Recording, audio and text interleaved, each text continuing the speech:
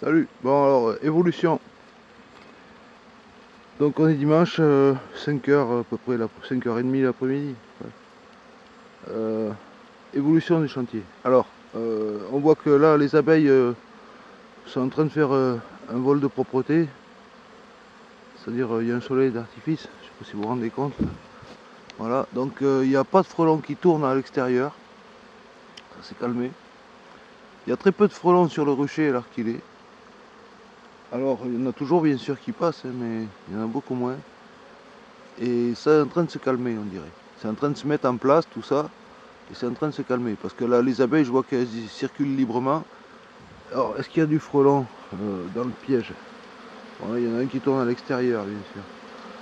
Dans le piège, c'est monté un petit peu, mais pas beaucoup.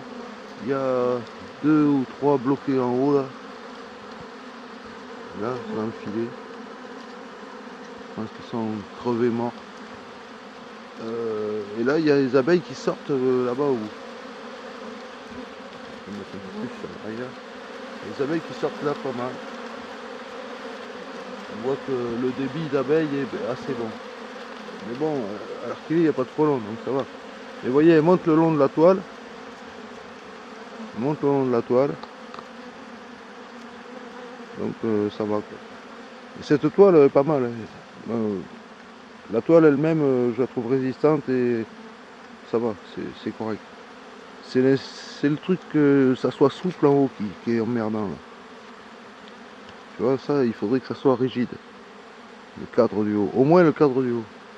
Le bas, on s'en fout. Mais en haut, oui, pour tenir tout ça fermement. Bon, voilà, on va aller voir les autres pièges. Hop, alors, inspection, bouteille. Donc là, on voit qu'il y a 2 ou 3 ou 4 macabées en bas. Bon, on dirait 3.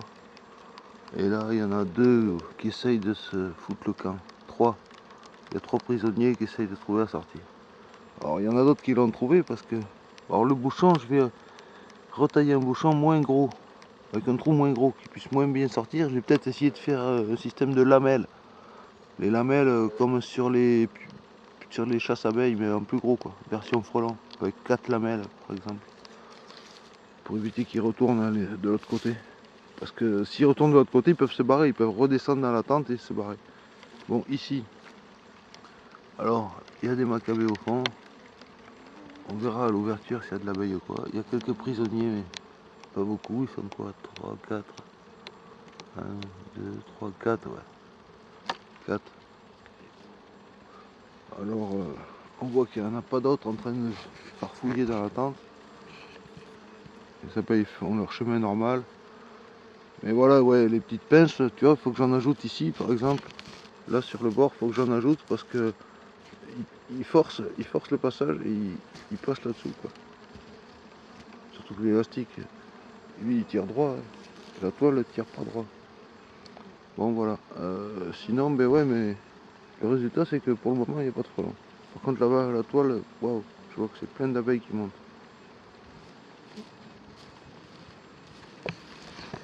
Hop, ah ouais, il y a des frelons qui chassent à l'extérieur, c'est sûr. Il y a toujours des frelons qui viennent, mais ça les empêche pas de venir. Ça, c'est pas...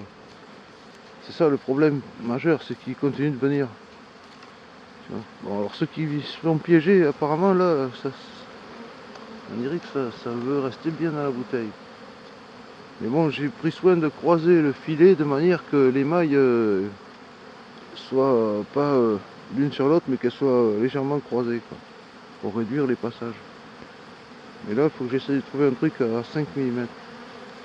Parce que là, les abeilles, on voit bien au bout qu'elles passent sans problème.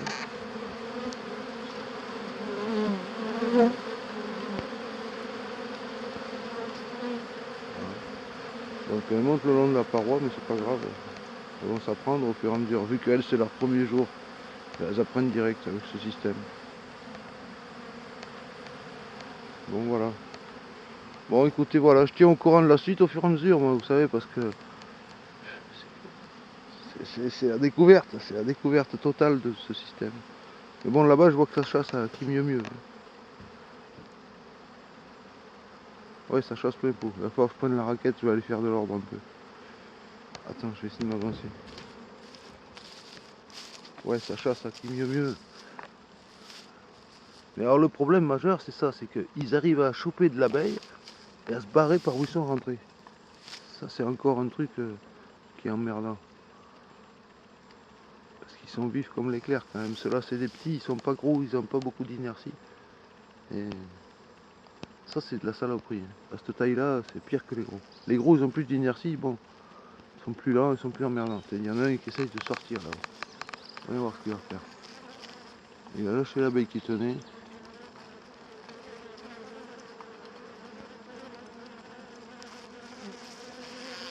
Tiens, le voilà qui se bat.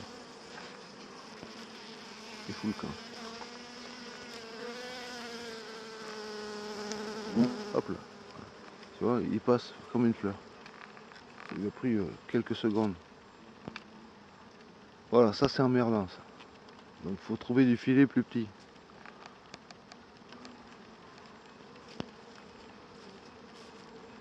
Ou fournir directement avec du filet plus petit. Parce que pas la peine d'acheter du 6 si on sait que ça passe. Tu mets du 5 direct partout. Et puis on n'en parle plus du 6. Voilà quoi. Parce que c'est pas possible, il faut que ça reste dedans. T'as vu là, il a pas mis longtemps à sortir. Il s'en fout, il a lâché l'abeille qu'il avait. Et puis c'est tiré. Bon voilà, allez, je vais vous laisser là-dessus. J'essaie de pas me faire enchouaner par quelques bestioles. Bon bah écoutez, à suivre pour la suite. Je tiens au courant jour après jour. Salut. Attendons, on va rester sur le vol des abeilles là.